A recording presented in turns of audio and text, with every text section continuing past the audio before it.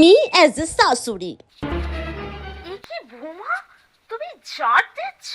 এও, শোনো, এত কাজকর্ম এত তাড়াতাড়ি করতে চেও না, তাহলে দেখবে বাড়ির কাজ করতে করতেই তুমি বুড়ো হয়ে যাবে। শোনো, ওসব ঝাঁটা ফাটা রেখে দাও, তুমি বরঞ্চ বাবুকে বলো ঝাঁটটা দিয়ে দিতে। এসো, তুমি এসো দিকে, তাড়াতাড়ি রেডি হয়ে আমরা শপিং এ যাই, তাড়াতাড়ি এসো, তাড়াতাড়ি।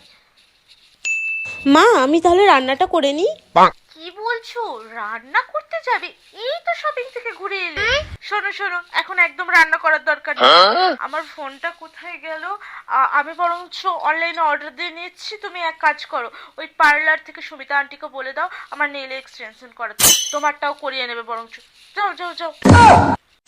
কি গো, তোমার নতুন বউয়ের বাচ্চা কবে হবে? কি বলছো, বাচ্চা?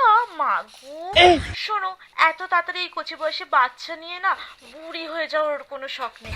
আমি বলেই দিয়েছি আমার বৌমাকে, অন্তত 10-12 বছর ভালো করে ঘোরাঘুরি করে নাও, তারপরে বাচ্চা নেবে। কিন্তু বাচ্চা না নিলে লোকজনে কি বলবে বলো? পাড়ার লোকে কত কথা বলবে, তাই না? সে লোকে যা বলে বলে, লোকের কথা কান দিলে আমার চলবে নাকি? তো আমার 10টা নয়, একটা।